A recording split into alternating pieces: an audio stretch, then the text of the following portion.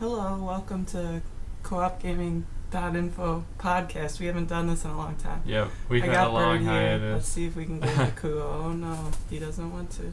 No. Come on. Alright, he's flying away. Bird, hop up. Oh yeah, try to get him. Oh man, there he gone. goes. Yeah. So no cooing today. Updates, let's see. I think we got a lot of stuff on the website since last time we did this, but we just haven't done any podcasts or recording in a while. Let's see. It's been at least 3 months since we've done one of these. Yeah, that's a long time. Yeah. So we got some stuff on the website about Code Vein, just about playing co-op.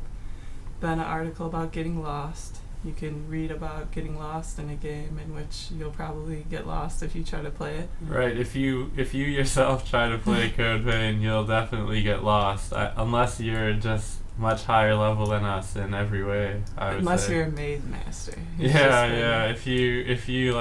If you spent your whole life doing those crappy little mazes where you draw a pen through like a really complex crappy maze, then I can't even imagine how much you would enjoy Code Vein if that's the case. Let's see what other stuff.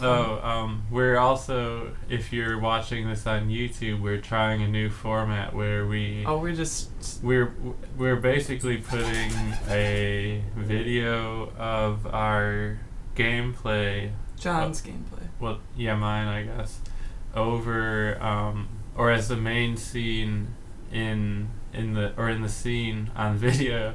So it does two things. First of all, you can see some of the crappy game we're about to talk about. Oh, but yeah. Secondly, I meant to say the topic today, Star Wars Battlefront II. Battlefront 2. Yeah. So you can see a little bit of the game, but you also don't have to look at our big faces in huge talking vision. about a game instead of showing anything from it. Right. So I don't know. Our technology is advancing. Yeah. Oh yeah. So what? Other things on the website. I think we put a little article about how crappy the flying in Anthem actually is compared to like an actual spaceship game like Starlink, which we were playing for a while, where it's designed for you to fly around and shoot stuff while you're flying around, and it's not like a weird little crappy add-on that your character kind of can do. And what else was there? I don't know. We haven't. Oh yeah, we put that about Ghost Recon Breakpoint, which that could have been a whole podcast episode in and of itself, because we tried to play Breakpoint. I mean, we spent like $90 or whatever on the deluxe edition, thinking we were gonna just like love the game. And we tried getting into it three separate times, separate and distinct attempts to kind of get into Breakpoint, and we couldn't do it, man. It's like, yeah, so that article kind of... Yeah, it goes over, like, I guess what our problems are with the game, and yeah, at the end of the day, I don't know if I would call that a bad game, but just... No, I think if you got really into it and you just wanted a shooting game, and I think there's probably a lot of weapons you could really enjoy down the line, and... Right, but at the end of the day, if you had to kind of rate the fun factor of a game, I'd say Breakpoint was low. Every other game that we've turned on. Every other game in the past 3-4 months. Right, we mentioned in the article that after maybe our second attempt at, getting into Breakpoint again, because we played Ghost Recon Wildlands, we got that PlayStation Year in Review thing recently, and that was our second most played game of 2019 behind Fortnite. Yeah, which was surprising to me. I didn't even think we played Fortnite that long. Yeah, me neither. And then I thought Wildlands was over too fast. Yeah, and so we played Fortnite for a total of two more hours than Wildlands. Wow. So I'd say I had a much better time in Wildlands than Fortnite. Oh yeah. So we thought Fortnite saved the world. Not Fortnite Battle Royale, or I guess there's probably more PvP modes now. Like, we might enjoy that 50 versus 50 Fortnite team battle like that. we played Battlefront. We Yeah, enjoyed now the that we've been PvP. playing these shooter games, I keep trying to figure out like why we never could really enjoy the Fortnite PvP. Well, we never gave it an honest try, and That's I'm true, that's defining true. an honest try to be one where we both sat down, we got to play together, and actually play it for like any amount of time. We never played it together. We never played the PvP mode together at all. Yeah, we did. We tried it a couple times after we had played the PvE. Oh, but what Really? I'm trying to I don't say remember is, that. compared to these other games, I think maybe in all the Fortnite modes, doesn't like the storm shrink and all the players end up in the same spot? Yeah, I think that's a pretty That's the common premise of it. Right, Yeah. right, but Anyway, I think maybe that like map mechanic maybe right, is and somehow a little with it- disagreeable to me compared to these other games. At I least, know, but compared to these I other still games. think we should at least try it. Or, All right. Yeah. Okay. We okay, could try right, sometime. right. We got to get back on topic here. Yeah, so we got on a sidetrack because I mentioned the PS4 year in review. That was a great little thing, by the way. Yeah. It was a lot better than I got like Google year in review, and it was all these pictures of like strip malls in the local area. Right. It's Yeah. like, you've been to McDonald's on Ashland Avenue. Nice guy. Yeah. So anyway, Wildlands was our second most played game of 2019. We thought we would love Ghost Recon Breakpoint.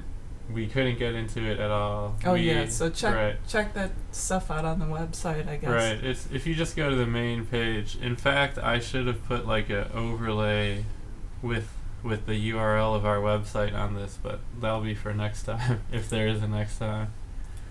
So but yeah, the review for Breakpoint is on the homepage of the website, or if you click reviews. I think pretty much every reviewer panned it, so it's not like anyone really needs to read like a very very late published old of the reasons we kind of panned it, I guess. Yeah, like maybe our reasons are better than everyone else's reasons for hating it, but or worse. Yeah, or worse. But in general, everyone seemed to at least be as nonplussed as we kind of were. Right, and it also made me think that before like buying a game, I should kind of look at the reviews, and at least if it's like an expensive game, unless we know for some reason that we're gonna love it, we should actually kind of just like follow rational consumer behavior, where that was a game that was panned by almost everybody. Everybody said it wasn't worth the $60, and of course it's been on sale twice now for like half off. Come on, we gotta get back on topic here. Okay. We've been freaking showing Star Wars now and babbling for like 5 minutes, and we haven't even begun to talk about it. And then the notes I have here, we were gonna go over a couple other games we played briefly, give a quick take. So we're still not gonna talk about Star Wars, just front loading the front of this gabbering. But okay, games we've played in the meanwhile that I think that we haven't, we didn't put a bunch of reviews or content about them. Okay, so going through here, it makes me realize how long it's been since we did this. We played Far Cry, New Dawn, and Far Cry is at 5. Far Cry 5, that's right. So my hot take here is play it for the hunting, which to me was like the real differentiating factor here and thing that made this game like cool and fun. You go around the map or whatever doing your quests and stuff, but it's like an open world game, but what really distinguished it for me is that everywhere you travel in this open world, you can call animals to you and hunt them in this like really ridiculous fashion. Yeah, or you could fish too. I also have fond memories of the fishing. Yeah, I mean, it was way better than the fishing and other games we've played, like ESO, where you're actually just sitting there. Yeah, it was a much better, a higher level fishing simulator, I guess. Where it actually was kind of like a game. But looking back at this game, I just remember how cool it was to be like walking through the woods and you throw these like little crappy hunks of bait, and then it was like kind of constant target practice. Oh, but it's not for nothing because those skins of the animals. As far as games go, both Far Cry's had what I would consider great kind of miniature game economies. Where as you engaged with the game, and you kept playing it, you yourself began to really value. In Far Cry 5, it was money. In Far Cry New Dawn, they changed the system to be ethanol or whatever it was. Well, it was supplies. So there was like gears, I don't know, duct tape, right? And then like higher level supplies, and so each different animal would drop a different supply. Oh or something. Yeah, that's right. And then when you start making like the elite guns, you need titanium or something, and you have to like kill legendary animals. And you have to search the map for these legendary animals, and so Far Cry 5 and Far Cry New Dawn are two separate games, but the whole first half of Far Cry New Dawn, where our guns were underpowered compared to the animals, and the animals were legitimately dangerous and could kill you, was just a ton of fun. I feel like that was actually one of the high points of that game. Yeah. When where you're actually terrified of running into a bear in the woods. Or because it could mean the end. Yeah, or you could call if you threw the bait down and like a cougar came and your guy really couldn't kill it, and it would kill you in 2 hits. It was like an enthralling kind of game and we experience. had an advantage playing together too, because if you were in single player, you would depend on like your NPC companion to be shooting the animal off you. But so other games we've played here. We played Starlink, kind of like a game for kids. Oh yeah, Starlink Battle for Atlas. So the big selling point of that game was these little plastic toys were being sold in the stores that were little replicas of the spaceships. And they somehow attached to the controller, is that right? There was a special controller attachment that I think you could have bought for like $30, and it made it so you could swap out the weapons and the ship onto your little controller, and it would swap in the game, which is, when you describe it, it sounds awesome, but I think that was a big failure, and they lost a lot of money on that because there were news reports saying that they were like pulling them from the stores, and the people involved were kind of like no longer with the company, and so well that makes sense, because it's like this plastic garbage, and you already have this controller and like gaming system, and it wasn't like I feel like if they did something similar for Pokemon, that might actually be a success, but there's actually nobody to turn the controller into an adorable Pokemon. Right, or if you could swap Pokemon with little figures, I could imagine that being a huge success. But who knows what these Starlink guys are? It was a weak property. No one's like imagination was captured by it. So anyway, so quick take on this game. This game was kind of a lot of fun. We had to play it in split screen. It's a split screen co-op game. So if you're looking for split screen games, that might attract you to it. But you have this like fleet of pilots, and you're kind of like leveling them up, and then there's like a huge selection of weapons, so you can swap your weapons on the ship. So it's really more a game of like collecting and leveling up these like different weapons and characters. Right, and Starlink was kind of like a strange little game, because they had many different modes for you to play in. So one was on the world, where your ship actually kind of traversed the globe like a little man, like a fast like little a man. Hovercraft. Right, it was like a hovercraft, and you had to jump. And there were little like groups of mobs sitting all around the map, and little goals and different like tiers of stuff you could do. Yeah. And then there was the actual space battle portion of it, mode.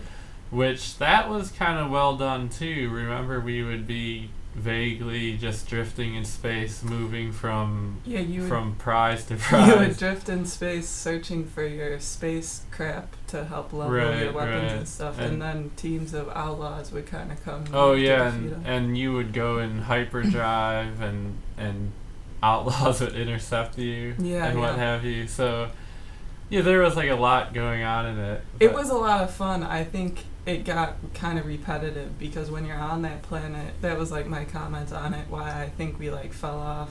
I think this was a game where we made a mistake, and we went around mining stuff and like upgrading everything, and then it said Kind of like in Division 2. We spent time on the planets. where they were like, oh, now it's like been taken over, so you have to like mine and upgrade everything all over right, again. that's like a common Ubisoft trick it's too, an where Ubisoft trick. you spend a bunch of time influencing the state of the open world. Yeah. And then you progress a little bit in the you progress a little bit in the game, and it all, like the enemies invade or whatever, and then it's a chance for you to do it again. Yeah, and at that point you were like, there's like a limit to your patience I with already it, because farmed 2,000 pollen globes or whatever they were. And it wasn't too fun to like farm convert the whole more map in the first place, and then they're telling you get to do it again. But that was our fault for just not advancing the main quest we could have advanced quickly faster. as we possibly could. So right. Oh, and that brings me to the controller. So we were playing split screen. Wait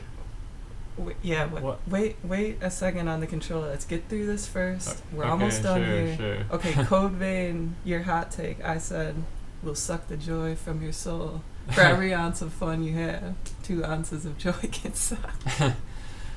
Yeah, boy, Code Vein, I feel like I did have a lot of fun playing it.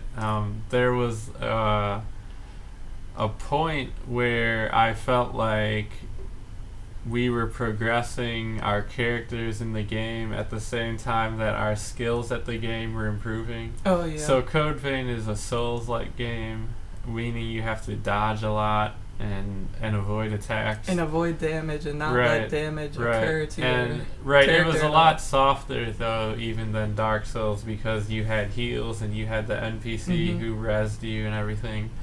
So I feel like it was the downfall of so many of those Japanese games where the gameplay was fun and engaging, but everything around it kind of was taxing. Right, it was taxing. I feel like the administration was done poorly. The UI was. It took me forever. Remember how long it took me to even understand like what was going on with the skills and the passives and all that. Oh, right.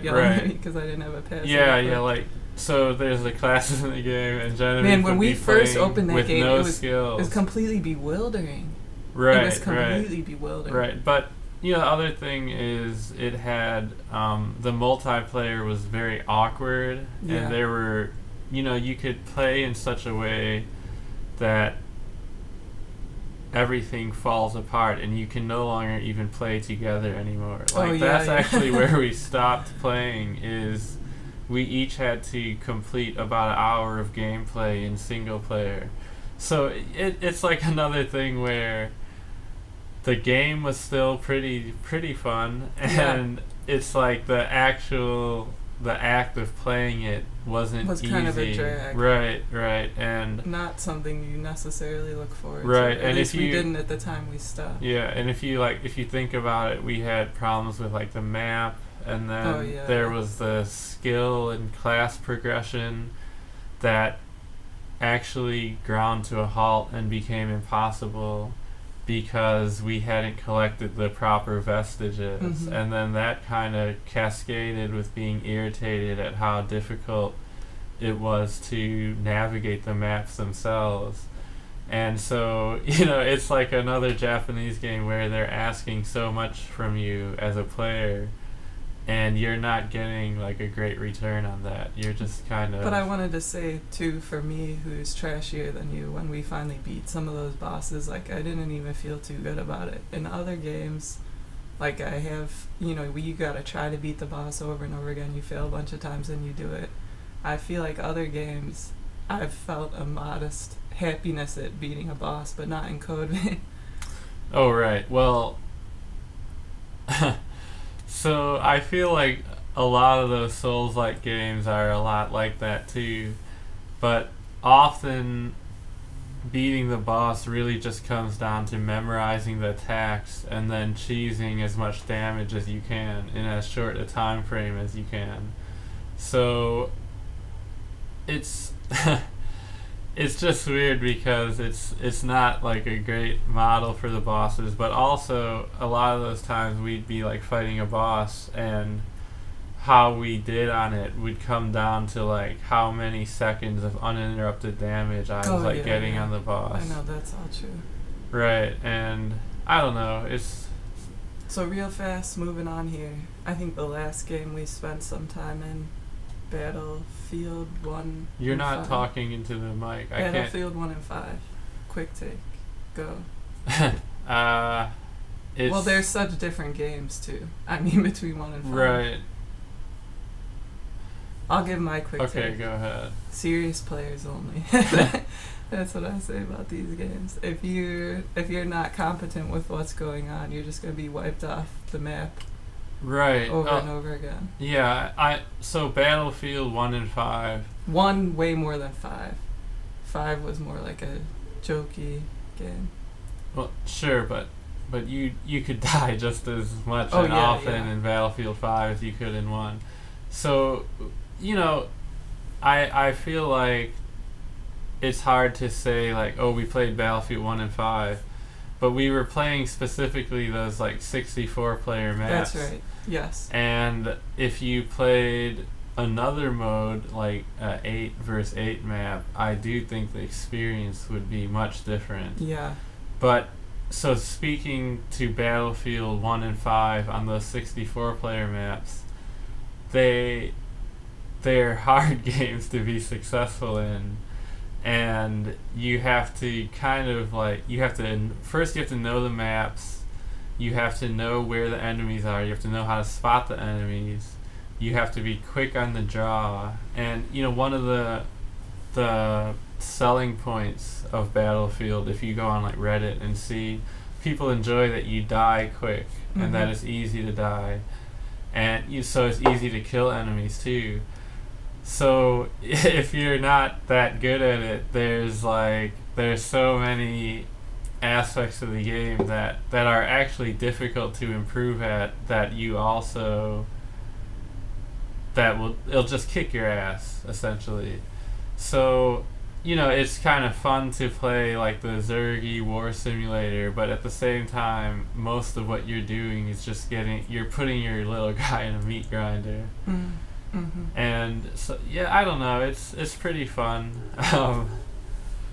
I say it was serious players only because in order to participate and get like a kill, you have to be at the top of the pile of being able to see the enemy first of all, shoot him accurately second of all, and kind of keep your own guys safe third of all.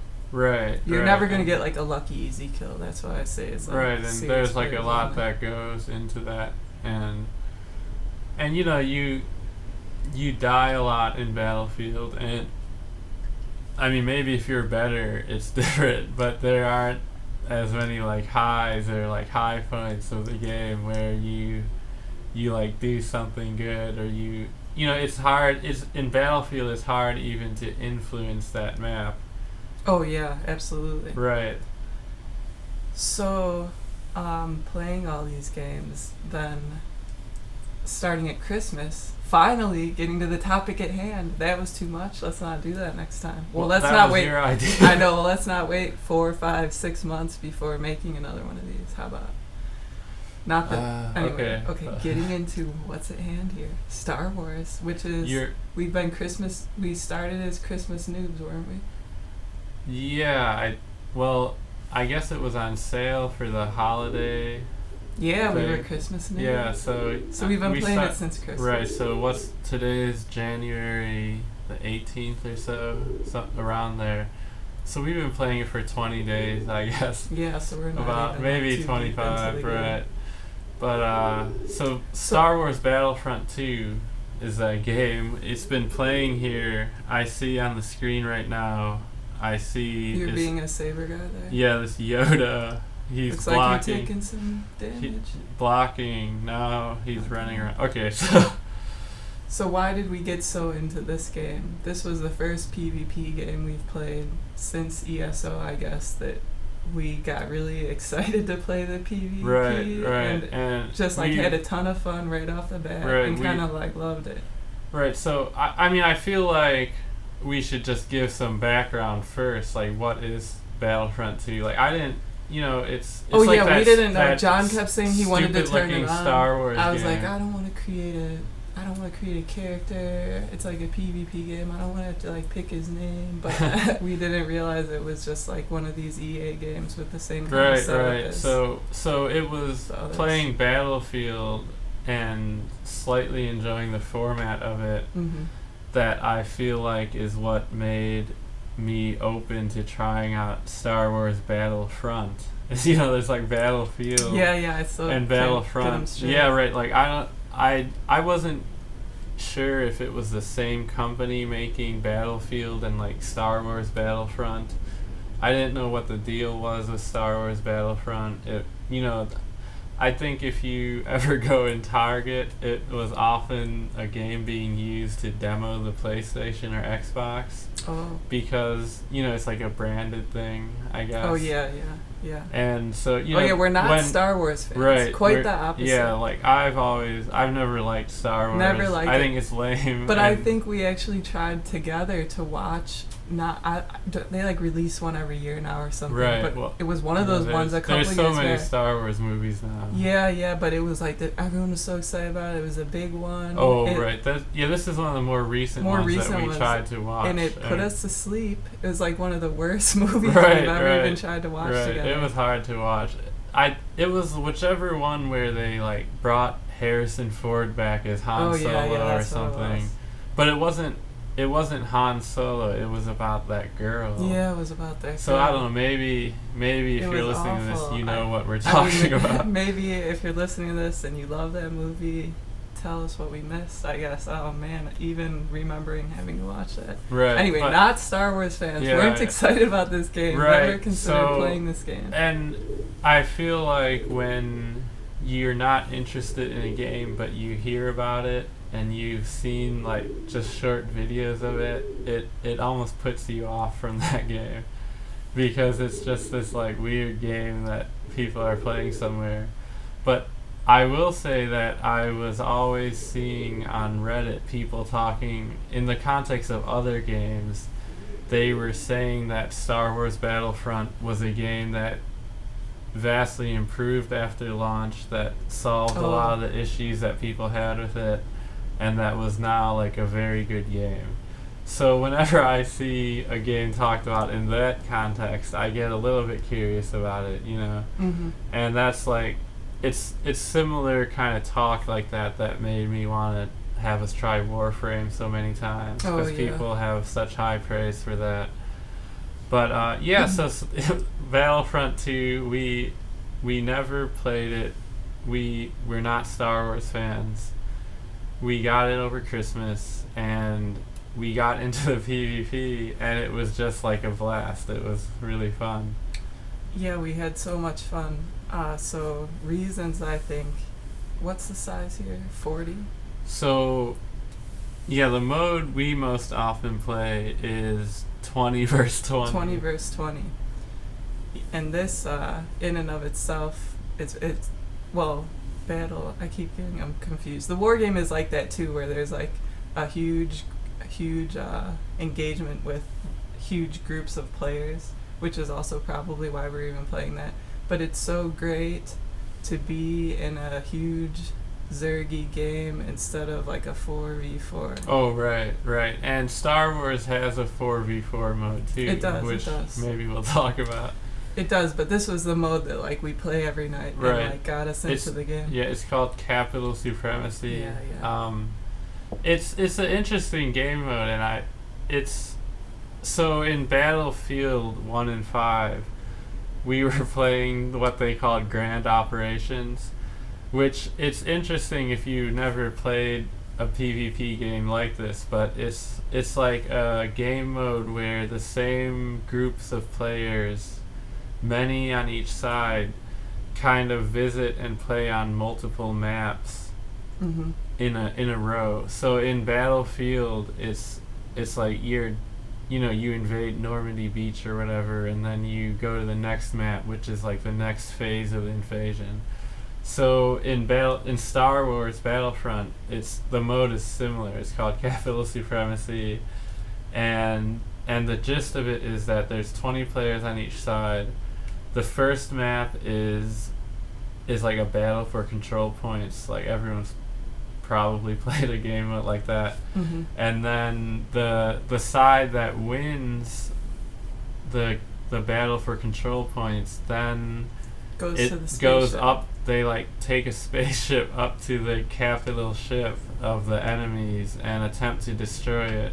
Which is what's happening in the video, right? Right, this in the video. Right, so in the video, there's probably been like 20 minutes now where the first phase of the map came, where we were these stormtrooper guys.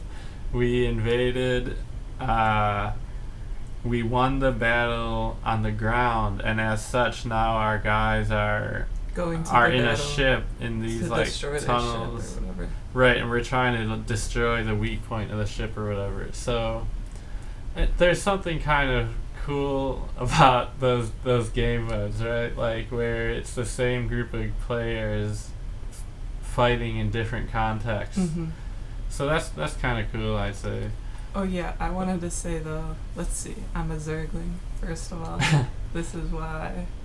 No, I'm trying to say why I think, at least for me, who's is a Zergling, why I enjoy this so much more than a 4-on-4, especially when like getting into the game itself. The first thing is that in a 20 versus 20 battle, you yourself play close to you have almost no responsibility over whether the team wins or loses. Yeah. I'd say that's the biggest difference. Whereas in a 4 versus 4 game, and we played Star Wars 4 versus 4, and like I immediately started to sometimes get like mad at Genevieve for a bad performance.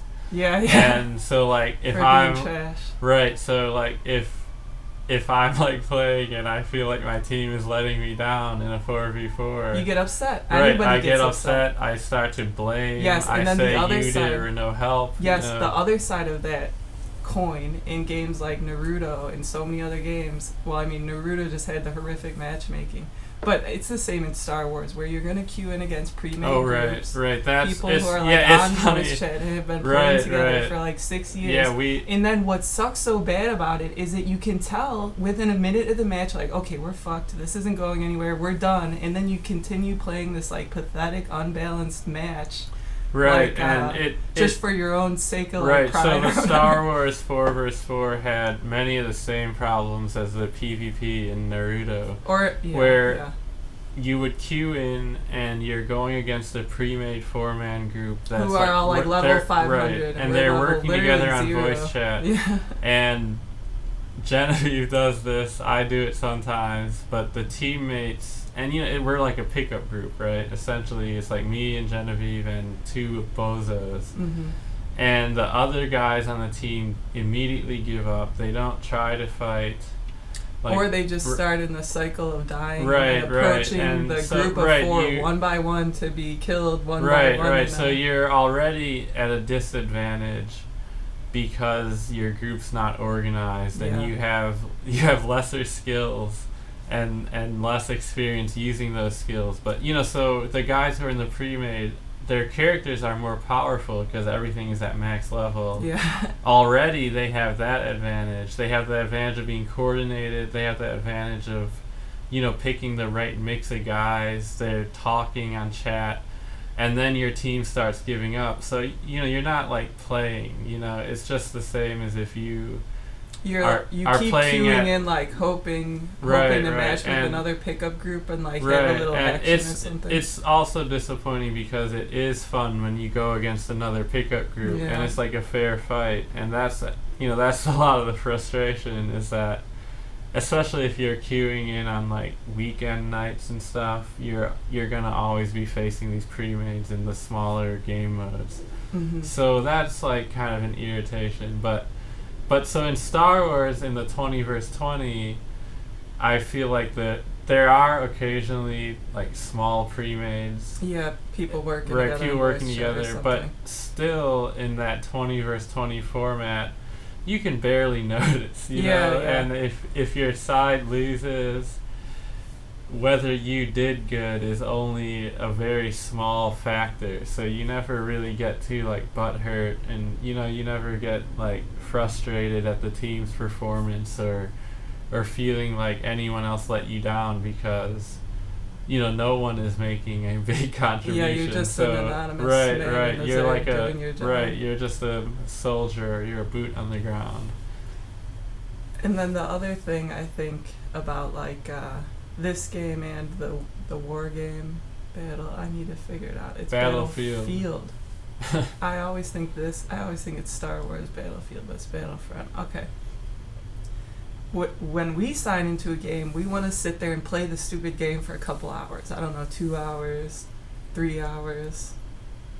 Then so many of those 4-on-4 games, that's not what you're doing. You're just queuing. You're queuing. You play for 5 minutes. You queue. You play for 10 minutes. You queue again. And then this game and Battlefield. Oh, right. It was so refreshing to be playing for like a couple hours at a time, or like these Capital Supremacy games can go on and on. The match goes on for at least 25 minutes, which is and more often the matches go like 35 to an hour. So if you say the average is like 30 minutes for a Capital Supremacy in Star Wars Battlefront, that's such a different feeling, even at 30 minutes. Yeah. Like a 30-minute game session compared to an 8-minute game session. How long is Overwatch? Like 8, right? Overwatch is more like, I'd say, between 12 and 25. Oh. So, right, and, playing Star Wars Battlefront, I thought we might enjoy Overwatch. Like, we haven't tried that earnestly either. Right, and we never tried it together either. Oh, yeah. So I was trying to say, though, it's the length of the game plus the amount of players on the field means there's like more opportunities for every person to try again, try to do better, do something different. Right. And I think that's why it's like so much more preferable. Right, but so we were talking about, or you wanted me to say like what the difference was between Battlefield 1 and 5 versus like Star Wars Battlefront. And when we first logged into Battlefront and played the PvP mode, it was such a different game experience than Battlefield 1 or 5. Absolutely. At the same time. And in Star Wars Battlefront, it's interesting because we had just played Battlefield. Like I don't remember if it was Battlefield 1 or 5. We had just played it, and the first thing I noticed when we got into Star Wars is the movement of the characters was like slow, and the characters really stuck out in the world, and they were big and you could target them. And then everyone kind of moved a little bit slow, and so you could aim at people, and then there was dodging too. Mm-hmm. And there was no dodging in Battlefield. Oh yeah, you can go prone. Right, in Battlefield you can go prone, which is nice, but in Star Wars you dodge and you move, and so everything in Star Wars I feel like is meaningfully like 40% or something slower than it is in Battlefield. Oh, like how long you live. That's why it appeals to me more. Right, but it's in Battlefield everything comes at you fast, and like a bomb from halfway across the map can end your game in just like a half a second, right? So in Star Wars you almost never just die without knowing what hit you. Like if someone's shooting you from behind and you don't notice, like that's one time you can die without really knowing. But the mini-map was still there, so the fact that you didn't notice someone was behind you is like completely your own. Right, if you're zoomed in. But was that mini-map there in Battlefield? I don't think so. I don't think you could see enemies on the mini-map in Battlefield. But yeah, so in Star Wars everything is slower, and so you last longer as like a player, right? And then because the enemies are moving slower, you have more opportunities to shoot at them. And I don't know what's like right or most optimal, but I feel like the time to kill in Star Wars is great. Like you can kill an enemy by getting a few well-placed headshots, and you can kill an enemy quick, but only if you have some kind of like meaningful tactical advantage or the enemy doesn't see you. Yeah. And if a player is kind of dodging and moving intelligently and using cover on the map, then they become incredibly difficult to kill. Mm-hmm. So, you know, beyond like the Star Wars IP and like the format of the game mode of Capital Supremacy or like whatever it is, because you know there's like 6 or 8 game modes in Star Wars, right? I think that it's a very like well-tuned game. Like everything feels really kind of like nice and solid and balanced, and that goes into like the next thing I wanted to talk about, which is this kind of class-based mass PvP system.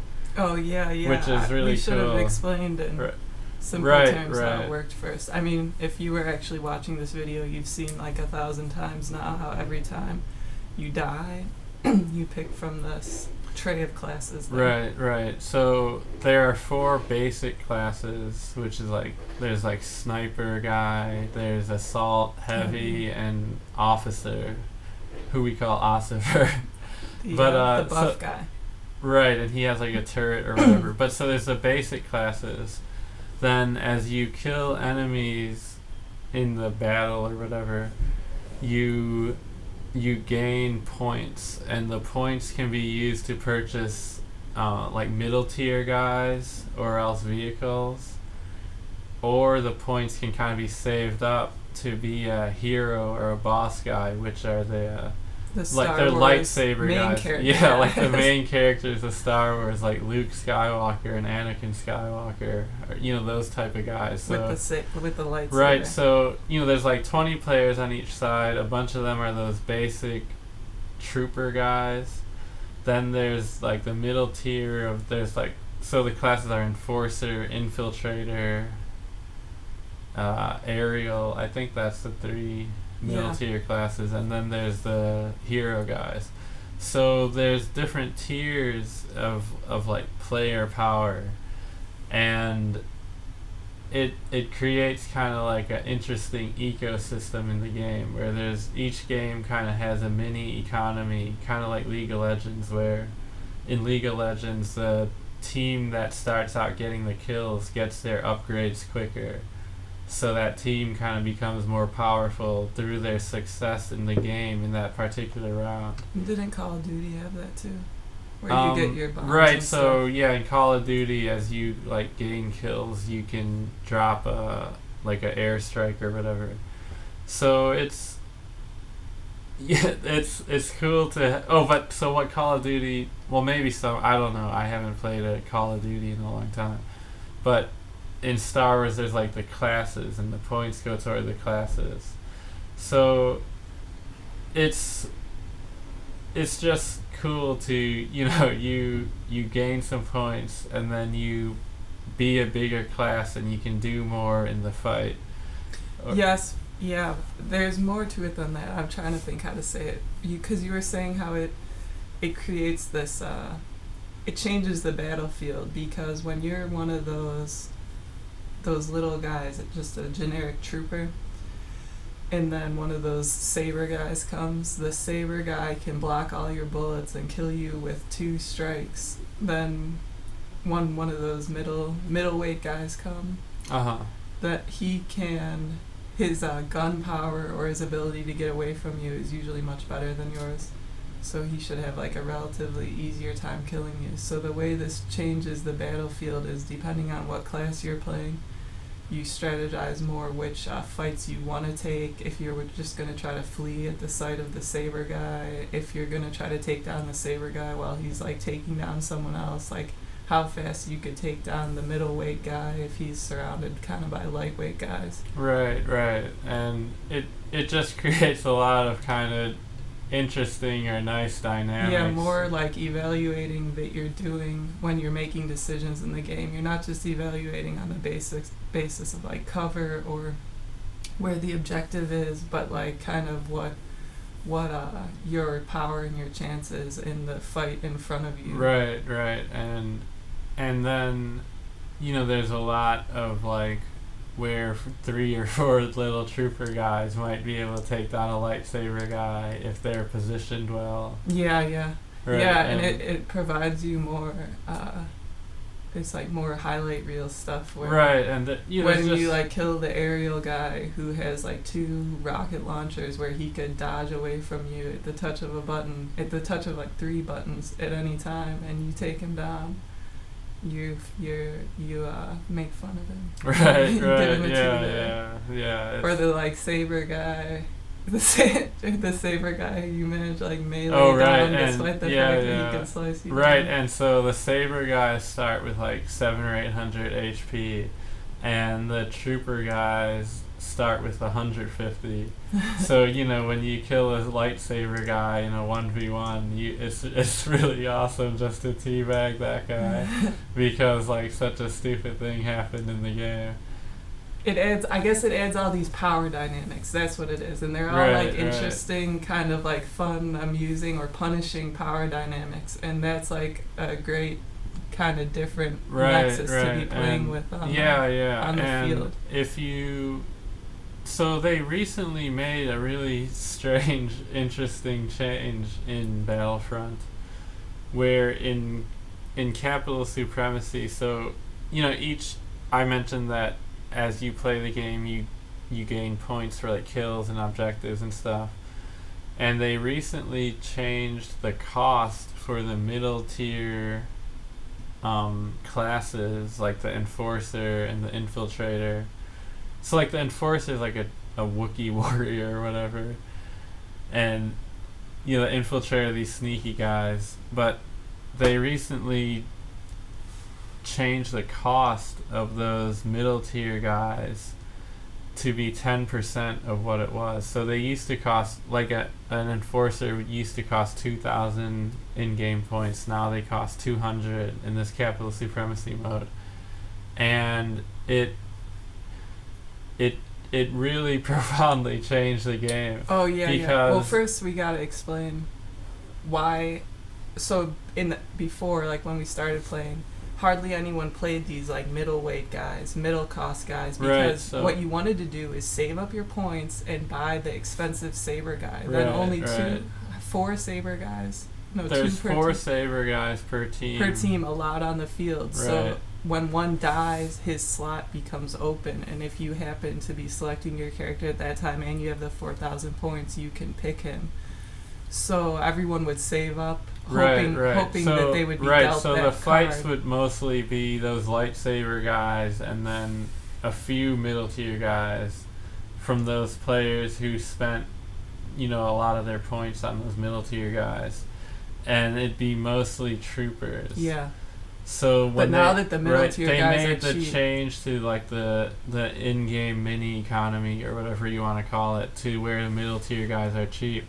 So it made it so the map is just filled with these middle tier guys. Yeah, and that was probably what they wanted, or it probably was a good change because I think it is a good change. The saber guy was like a god because it was literally just like the saber guy against all the weakest, lowest level troops. Yeah, just sorry for 1 second. Like I feel like that's what a huge part of the joy of this stupid Star Wars game is, that it really is just like the movie where the lightsaber guy comes upon like a team of 7 or 10 stormtroopers or robots. Just fells them. Right, he just destroys them. Like he deflects all their laser bullets so they shoot themselves. Then he starts chopping their heads off, and they're done. Right, it's like it's an entertaining game just to kind of like look at.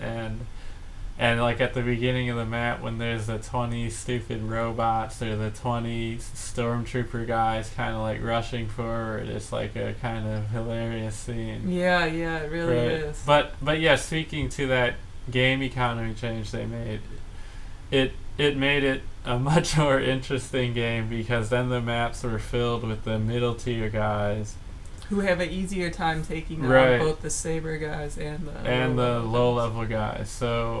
So it made it more dangerous to be a lightsaber guy because if you played badly, instead of having stormtroopers with weak weapons shooting at you, instead there's like a rocket launcher guy and like an assassin and a clone commando guy with grenades or whatever who could kind of, they're not gonna beat the lightsaber guy in a 1v1 unless there's like a huge skill gap, but 2 or 3, especially they'll rip like, him down. Especially really more fast. than 2 middle tier classes can defeat those, lightsaber guys just really quick.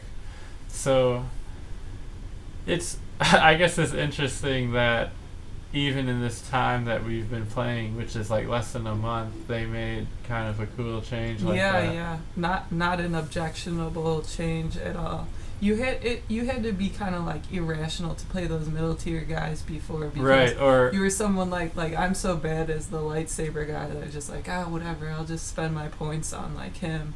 But if you actually considered yourself like a decent self-respecting player, it was irrational not to save up and try to like be Anakin and like save 50 drones or something. Right, there's other like kind of smaller game, like really specific granular game mechanics that kind of would influence your decisions. But when you're a middle tier guy, you gain half the amount of points for doing anything as like a stormtrooper, right?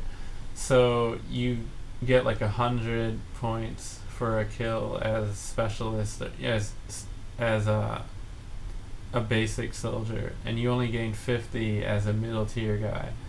How much do you gain as a saber guy? It's less. It's less. 25? Right. I don't remember. Like maybe I on the screen. Right. So, but yeah, the lightsaber guys get even less points for kills than the middle tier guys.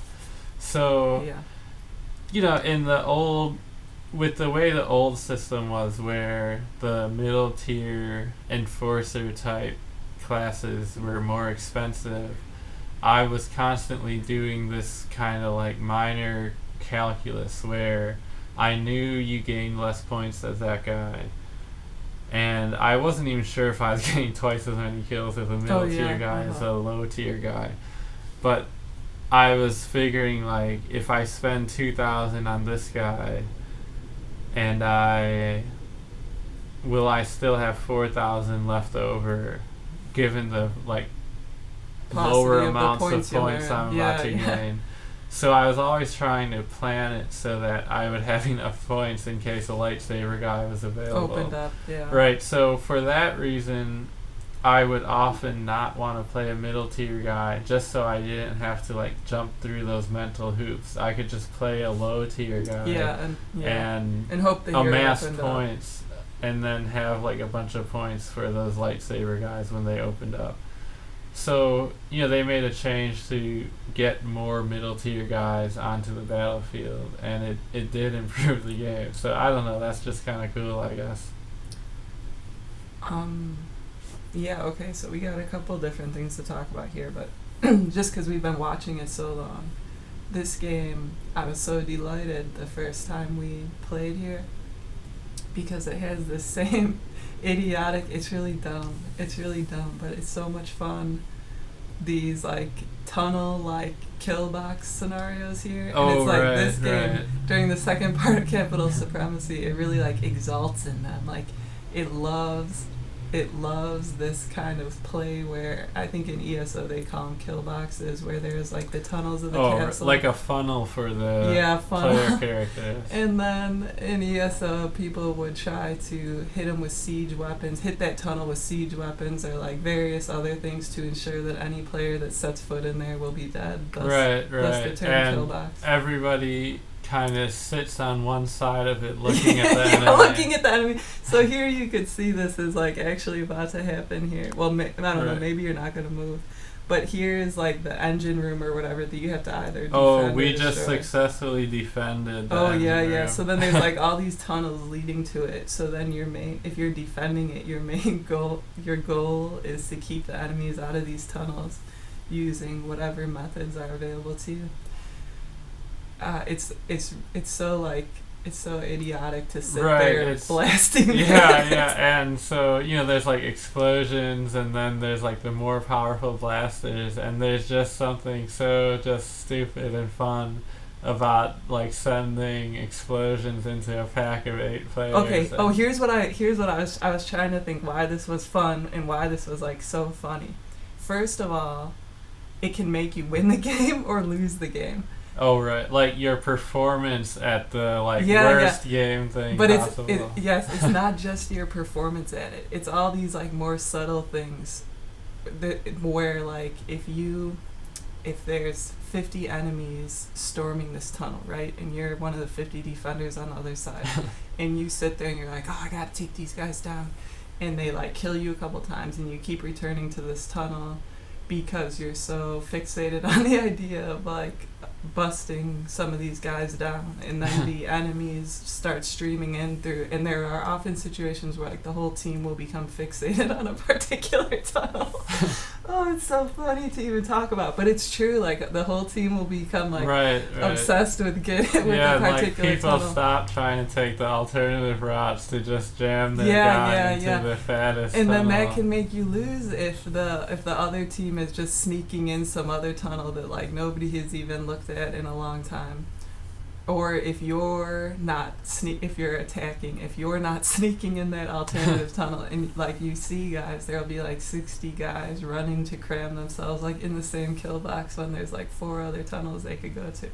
So that's one funny thing about it. I think the other funny thing is that when you're playing on either side of these tunnels, like you have to make yourself believe that you're somehow smarter, more effective than the poor little pathetic guys on the other side of the tunnel, and like that in and of itself is like a hilarious and idiotic concept, but it's kind of true too.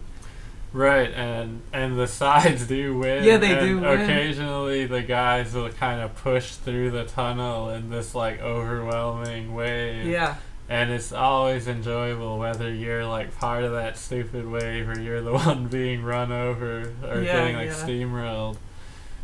It's so cute because if you imagine like going to a college and like taking one class and then taking the class next to them and like dividing them, sitting them on opposite sides, and then like egging them on to think that they're better than this other like random group of people at this like particular thing, and then both of them really believe it and will, like right. Oh yeah, so it's like a battle kind of like of explosives and precision, I would say, when you're in these tunnels. Those are like the things that make people win or lose. It's also interesting because despite like what I was saying earlier about how you don't contribute very much to like winning or losing, it's still true in this particular Star Wars game, in Capital Supremacy, but most modes, it's generally true that the side that's doing a better job at killing the other side wins. And I feel like that's a big part of what can make like the two groups genuinely believe like themselves to be better than the enemies, because there's enough of an element of where if you and your side are generally killing the other guys and they're not really killing you, like you're gonna win that game. So that they really do a good balance of it being like a mindless, stupid zerging game. And one where if there's you just kind of like or if you just kind of do better, or you kind of like use the cover better, or you take play smarter. You take alternative tunnels, or you kind of like have more explosives, so you let them fill the areas that you're blowing up, or whatever it is. You still will kind of like win if you are doing better. So it's got like a nice balance of all those kind of things that make it like feel good to play or fun to play or something. I want to hear, if anyone listens to this, I want to hear if there are people who hate those tunnels. Like I feel like everyone there is having like a ball. I'd love to hear if someone actually hates that idiotic like choke. I was thinking like playing that. I do feel like I have a better time in the territory control part of the fight. And that if you get kind of into that mode enough, those tunnels can be a little like tiresome, or like to know that you're getting put into the even zergier tunnel mode when you've been having a good time and like capturing points and stuff and kind of like sneaking around. I don't disagree with that. That it can be less fun than other things, but I'm saying it's a lot of fun. Right. Yeah, it is really fun, and if you can kind of just like engage with it, and it's like it's gonna be a good time. So turning on this particular game, Star Wars, we were completely gobsmacked with the sheer amount of game modes and ways you could play this game. More so than any other game. Okay, so you can play this Capital Supremacy mode, which is what we play most of the time when we play. Then, if you're a Christmas noob like us, your characters all start out at level 0, so if you want to be one of those saber guys, you're gonna just like fall flat on your face here until you figure out what his skills actually do. Right, or even the fact that you can like block and deflect. How he dodges, all that kind of stuff. So how can you level up, being a noob, how can you level up one of your saber guys? Well, this game offers so many different avenues for doing that. Like when we were first playing, I was like, oh my god, I'm never going to learn this saber guy, I'm never going to want to be him, I just die instantly, I don't know what any of this crap does. So you can play in that 4 vs 4 heroes mode where everybody is a hero and all you're doing is battling 4 other heroes, which is kind of cool, but that has like the problems of the pre-made groups and stuff, so it's still going to be kind of like a punishing place to learn. Then this game gives you single player modes. Right, there's a single player, well there's a campaign, we haven't even tried that. Touch that, Right, there's like an arcade mode, but there's a ton of PvP modes you didn't mention. Oh, so go over this. There's Galactic Assault, which is like a objective based 40-man PvP thing.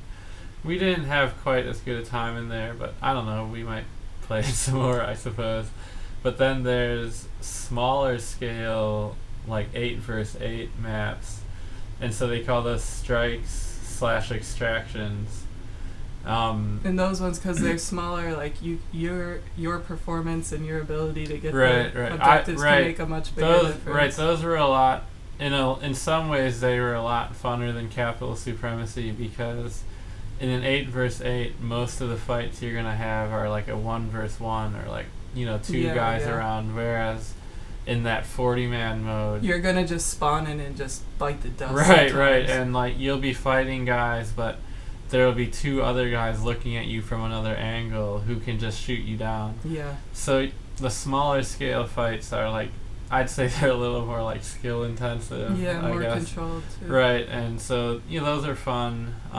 I feel like it was easier to do better in those just because you faced less like random deaths and stuff. Oh yeah. But then there was the 4 vs 4 heroes, and then there was also the spaceship modes, mode, right? Yeah, which we didn't get to. Yeah, we didn't really do very much of that. But if space games are your thing, I don't know, I guess I'd like to hear from someone who space games are their thing, if it's actually good in Star Wars. Right. I feel like it was at least decent, it was we played it was times. At least on the level of Starlink's space battles, maybe even better. Yeah, I think it was probably better. Right, and then there was also hero space mode, so like a smaller scale space battle. So there was like it was either 8 vs 8 or 10 vs 10 spaceships, but then there was a 4 vs 4 spaceships. Yeah, I can't even believe how many game modes we've talked about at this point, and there's like still so many there more. was a 2 vs 2 heroes mode, which maybe would be better suited for us, because then at least we wouldn't go against a 4-man pre-made as a 2-man pre-made.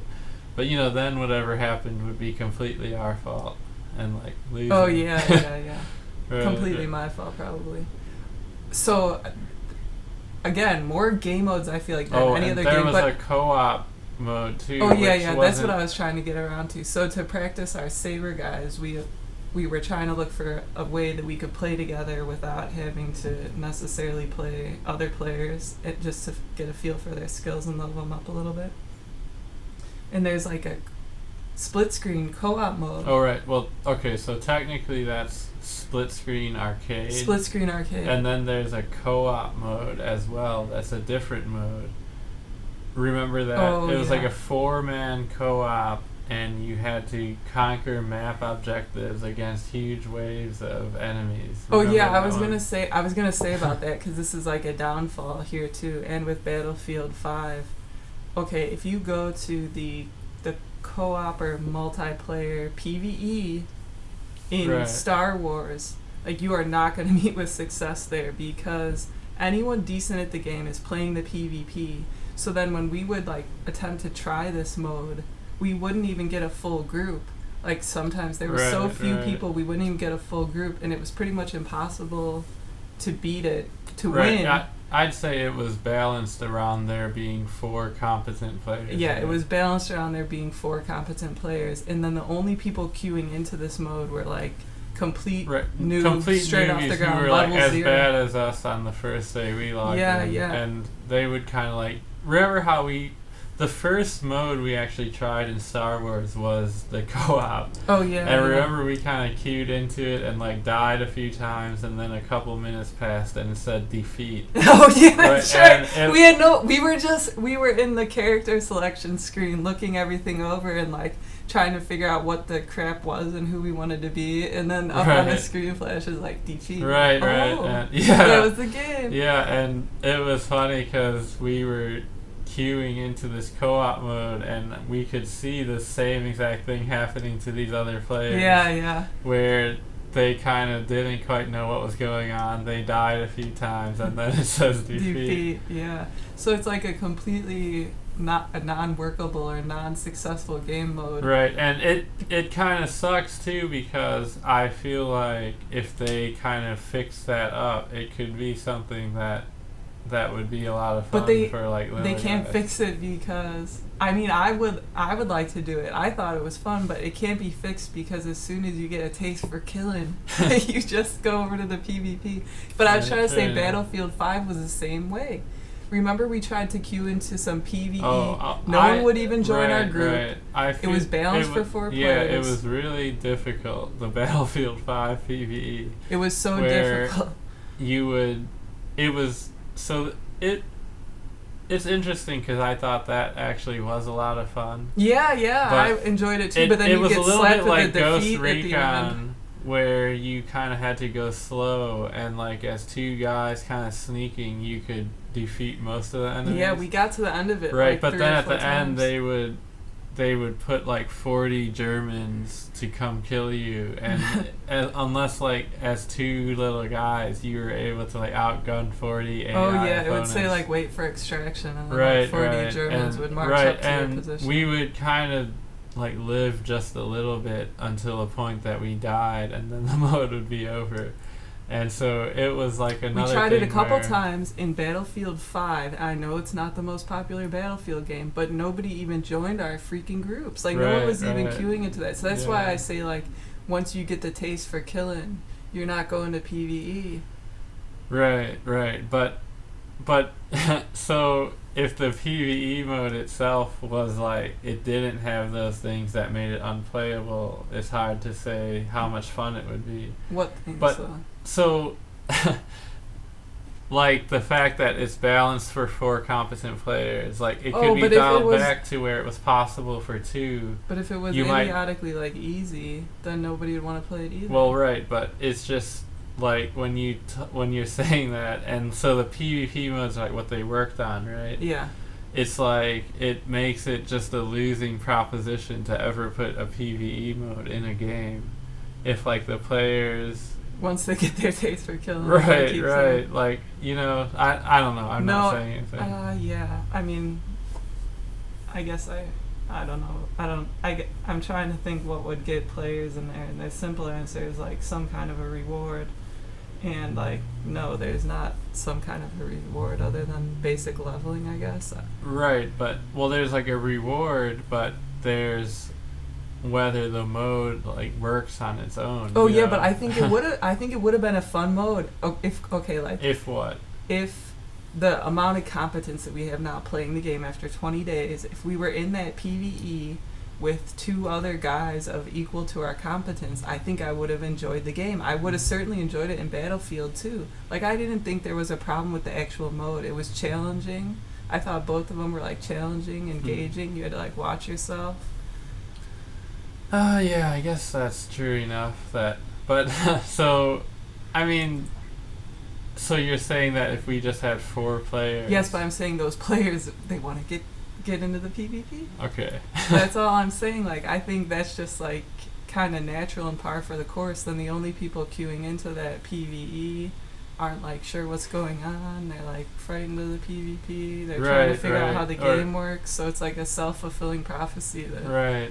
And what kind of sucks about that is the description in Star Wars for the, or wait, was it bad? No, it was a Star Wars. So the description for the co-op is to go against like AI enemies. Mm-hmm. And I feel like if they even made it to be just 4 AI enemies who had the same rules as you yourself did. 4 good bots? Like 4 bots, essentially. That it would have been a better experience than what it is, which is like a huge zerg of bots. It's funny that you're saying that, because we would have loved to play a Heroes 4-man against bots just to figure out how those freaking heroes work in a slightly and like low they don't stress they don't actually have a mode where, much like in For Honor they had this, like where you just program us more bots, where you had bots to go against, and it's like the same mode except with bots. So in Star Wars the co-op it's a different mode because there's like many bots, and it's not a situation you would ever kind of like face in the actual PvP. Yeah. So you know, it's weird just because like those different parameters being what they are also really change like the experience of the little guy playing the game or whatever. We're trying to write some Star Wars Battlefield bot fan fiction. In the first stage of Capital Supremacy, there's these little bots. So anyway, maybe we'll get that done. Check that out. If we do, it should be good. Perspective of a bot. Oh yeah, so no, I wanted to finish gabbering about these game modes, then we'll be pretty much done, and talk about this controller. So they actually had all these really cool split screen game modes. Oh right, so split screen arcade. I mean, I think there are actually so many other game modes in this particular Star Wars game that I'm not even right. And I kind of got curious about Battlefront 1 because this is like Battlefront 2. Oh yeah, but you know, I don't even know if there's still like servers or if people play it or what. But I kind of got curious because when you see just like how much junk there is in Star Wars Battlefront 2. Oh yeah, it makes you curious about like whatever's going on in Battlefront 1. So one way we discovered that we could practice and learn about these heroes and their skills and stuff is playing the split screen mode on like one of our accounts, with the other person being like the split screen buddy, and then you don't actually get to play, or at least as far as we know, there isn't, like we were talking about, against other heroes who are bots. But you do get to play against low-level drone bots. It was just like a strange kind of shuffle mode where you went on a short map and there were like enemies to kill and you got to choose a guy or whatever. Yeah, so we, faced with the prospect of having to use the PlayStation controller, a nightmare, we got another one of these Scuf controllers, which... If you saw our website, we hated the Scuf controllers we bought before. Right. We sold them on eBay. Scuf Impact. We had Scuf Impact. They were awful. I don't have any good thing to say about them at all. So we couldn't hook up another like Elite to the same PlayStation, nor afford another Elite. So we looked to Scuf yet again. Wait, let me try it. Where's the camera here? Let's show this. So this is, what is this, Scuf Vantage? Scuf Vantage 1. And this was like on sale. I guess this was like some kind of a Christmas box they put together for the holidays, and they included like these domed thumbsticks and all this stuff that's like a really expensive add-on, or they want like $20 extra for it. So John was playing with this when we were playing split screen. Hold on, I wanted to shake this controller. This is the sound of a Scuf. You can't. Oh yeah, there now you can hear it. Right. Yeah, I hear it. The wobble of the Scuf. The rattle. The rattle of the Scuf. So this thing.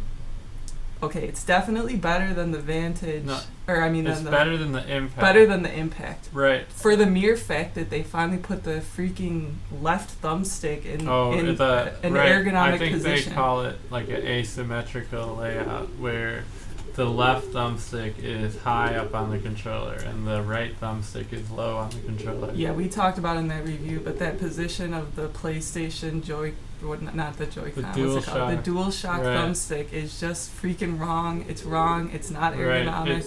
It's painful. And then that other Scuf, they're still selling that Scuf on the website. The Impact? The Impact. And it's like, it's so absurd because here they're presenting you with this product that's like inferior, and then they sell you the slightly superior one that like at least has the thumbstick in the right place. It's like, which one is what are you saying with that, you know? But anyway, so that was an improvement.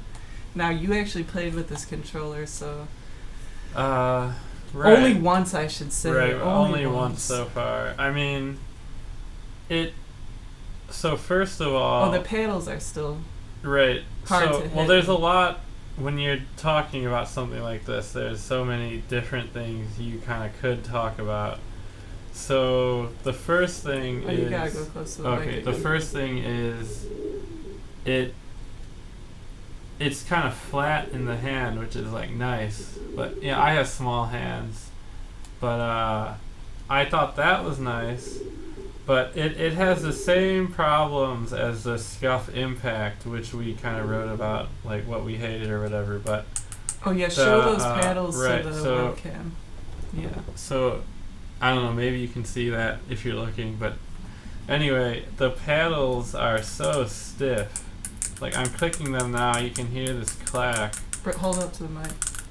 Yeah, that's the sound we described as the parrots fighting over the plastic cup. It's not as bad as on the Impact. Not as bad, but it's really stiff. And another thing I'll say is, so the paddles are stiff. That's not good because, you know, you're depending on what game you play, and so, you know, the paddles are like square, triangle, OX.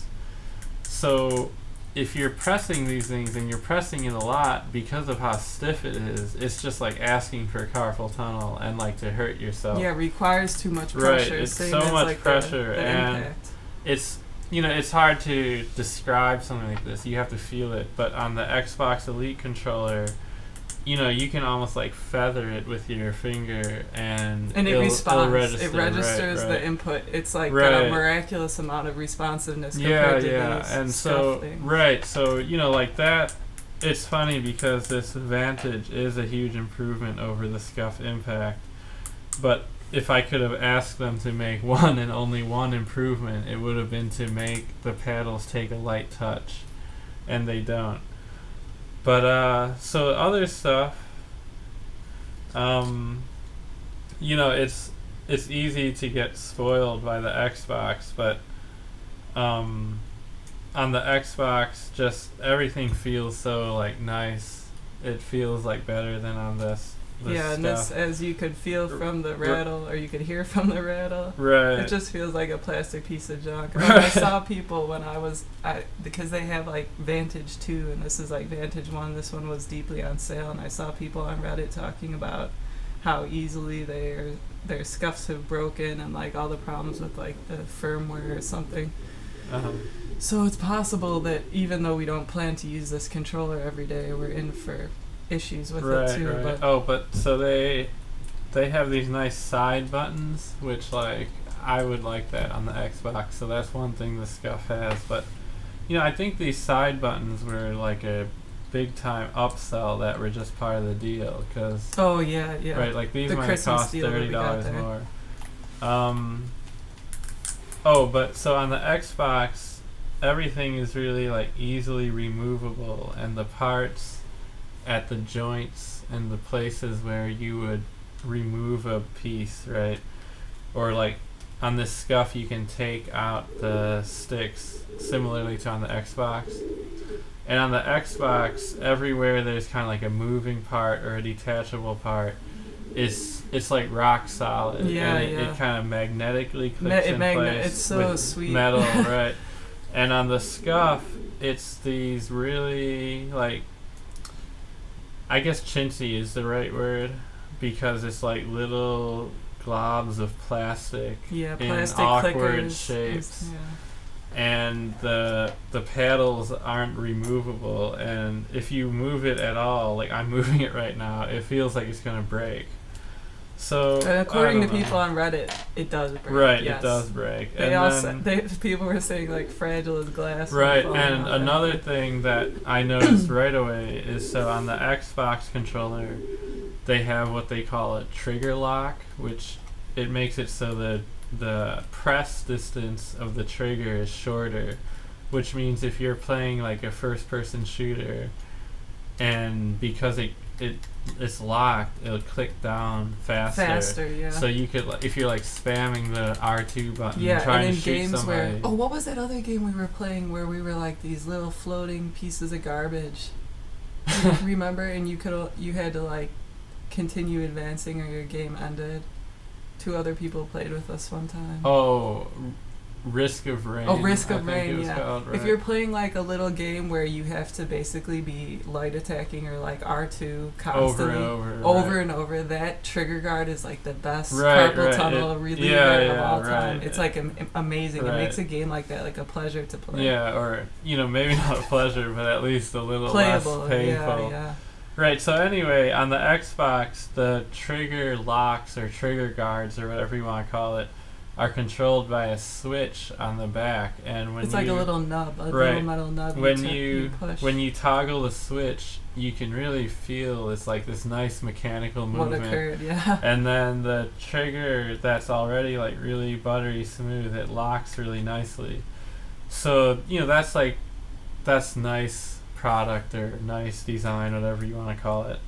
But then on this Scuf, for the same system, they have these weird little I'm not sure how to describe these things. It's a rotating piece of plastic about a quarter-inch long. Wait, look at that to see if am I getting it here? I don't think there's any way to really show that. Right, it's a little holding it up like it's like a little rotating piece of plastic, and it's like sometimes as a kid you'd have a toy with like a little plastic tab that you would like wiggle it back and forth until it snapped off, and that's literally what these things are. And so you rotate it, and it creates like a little mechanical scrap of plastic that oh my god, okay, that so impedes the right, movement I was just of the trying, R2. That's right, what it does. It impedes the movement of the R2, so it is like a trigger guard, and I was just playing with it, and it wasn't completely up and down, so it actually stopped working, or maybe I'm using it wrong, I don't know. But anyway, it's just this really like that's the one thing when I first saw it on this controller that you couldn't believe. Right, and this thing was on sale for $150, and so but the Vantage 2 with all like these add-ons would be way more. Right, at least $250, if not more. So yeah, I don't know, like, and then it just feels so breakable. Like I want to just break this touching it right now. We got this thing only to play some split screen games, and then John was the one who ended up having to use it, but having used it once, he didn't even ever want to use it again. Well, yeah, but I mean, it's being compared to like the Xbox Elite, by the way, there's an Xbox Elite 2 now. Like, I don't know if we'll ever afford that. No. Hopefully not. I mean, ours are still perfect, other than like your little hand grip peeled off a little like bit. 2 years on. I'm not gonna like replace something I'm actually perfectly happy with. Right. Knock on wood, that it doesn't break. Right, but I don't think this. If this Scuf was the only thing there was, it would probably be better than that Impact. Like, it's definitely preferable to the Scuf Impact, but it's still just, it's so far off of what's in that Xbox Elite that it's like, it's almost a shame that... Oh yeah, so we just appended a Scuf Vantage review to the end of this Star Wars thing. Oh, we right. spent like an hour talking about other games, yeah. but I think that's about it. If you're a console gamer curious about smart controllers, you could take a look at our original thing on the website, kind of comparing the Scuf and the Scuf Impact to the Xbox Elite. Right. We love that Xbox Elite.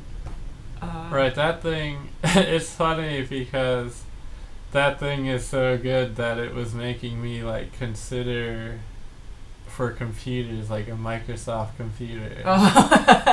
Even though I know that's probably just a terrible idea. And like Microsoft software, if you compare it to like Google, it's just not there. If you're a console person and you're considering switching to one of these though, oh my gosh, like learning to use those paddles. I now don't touch the face buttons at all. Like if you go in a game that you regularly play, that you're like good at, like a game you're like good at, and you go in with one of these controllers for the first time, you will be like astonished at what overcomes you as a person, because it's like being like a little baby again, and like your brain can't like make the connection. It's terrible. Right, it's so different to play with these pro controllers. Like it's really good too. Like if you're playing a game on console without one of these pro controllers and the game, okay, so you don't actually need a pro controller if you don't have to use the right thumbstick, right? Oh yeah. Because what these pro controllers actually do is they allow you to continue to touch your right thumbstick while pressing face buttons. Yeah. So, like there's a lot of games like Monster Hunter where you need to press O and square during combat, right? Or like any game where you need to press a face button and use the right thumbstick is a game where the pro controller is just it'll change your life. And then in a lot of like PvP games, when you take your thumb off this to hit a face button, off this right thing to hit a face button, you're no longer moving, and you're no longer looking, and it's like a big mental shift to go from using the right thumbstick 100% of the time, moving your guy, to where if you're using the face buttons and you have to take your thumb off of the right thumbstick, you're almost like not using it anymore. Yeah. Or you're like swapping, you're changing state, you're like, and it might only be for like 200 milliseconds, but those 200 milliseconds, if you're pressing the face buttons, they really add up to the point that you're not even using your right thumbstick nearly as like much as you would. I'm saying, trying to do something with that new controller, it's an unusual learning process to have as an adult. Oh right, I recommend it. It really, yeah. It stretches the brain. Right, and it shows you how like stagnant your brain really can be. So anything else you want to say about this game? We're having a great time with this game. I have to admit, I don't see us stopping playing it anytime soon, although John always gets bored of games faster than me because he gets better at them faster than me. But let us know what you like about it, other games you want to recommend, stuff we missed. It's always a joy we bought Star Wars for like less than $5. This was like a game that was like $4.99 or $3.99 or something, and to be able to kind of have so much fun and enjoy we've already had so much fun. Right. It's always great to kind of get a game for almost like no money. When you think of how games cost like $60. Oh yeah, I meant to talk about this, but now I'm just adding and babbling, but I wanted to say another thing I liked about this game is I feel like there's like a couple different, you're on the ground capturing objectives in Capital Supremacy, then you go to the spaceship. But I feel like I like those maps on the ground. I feel like there's like a lot to them, and there's a lot to observe about the relationship between the different points. I feel like one of the things that's really great about this Star Wars game is that as you play it, your kind of like skills and abilities are always increasing to the point where after you've played on these maps a few times, you start to see what parts of the maps are good and how to engage with the map and like what points you want to hold can hold and cover, and where you can see the enemies from like these vantages. And then you're like improving at your ability to like shoot the enemies and spot them. But it's funny too because we've never quite like played one of these games where like how often have we played a PvP game enough that, say like in Battlefield, where we would actually begin to learn one of the maps, but like in Star Wars there's 6 maps. We have begun to learn them. Right, we've played them a little more, and now that we've played each map, at least 5 times or whatever, we can start learning what the map is and like what's on there and what the features are and how to use the cover and like what is cover in the context of this game and so on. Yeah, that's true. It's true what you say, but I still assert, and maybe after we play more games I would take it back, but I still assert there's a little more to think about in these maps as far as like the strategy. Well, I don't know. I mean, I guess I'm thinking about Battlefield 5, which we did play long enough that like that map with the train station and stuff is like I still like remember it, but I don't know. Maybe I'm wrong. All I'm saying is that it's nice when you get to know the map a little bit more to feel like you can strategize and change it, even as a single player for the whole team. But yeah, that's like when you start to really get good at the game, you're like controlling every aspect of what's going on, or you're at least aware of it. But like how often do you like just think of like all the time we've spent playing games or whatever, right? And like 95% or more of that, you're moving through this game environment that you don't know like at all. It's just that's like completely true. You actually know nothing about it. You're moving your little man like forward or through somehow. You don't have any like mental model of what's going on or what the different areas are or anything. So we forgot to talk about Bubble Boys, so hopefully we can just get a compilation video together doing melee kills with the bubble on, and it'll speak for itself. I think, I don't know if anyone will watch this, but I think in this video I probably was playing Specialist fairly often and using the bubble in melee, so I don't know. I also don't know if I was like doing good in this particular video. Yeah, this might have been old, right? You probably improved a bit. Oh yeah, I'm definitely better than I was here, but I don't know. There were sometimes I did okay. There were some kills in there. Yeah. All right, cool. Okay, well, thanks for listening. If you actually listened to us all this time, I hope it was entertaining, thought-provoking, and not too boring. I hope the audio sounded all right, even though we both kept leaning away from the microphone. And shoot us a comment or check out the website. Write to us. Yep. We'll write back. Yeah. All sounds great. Thanks for listening. Bye.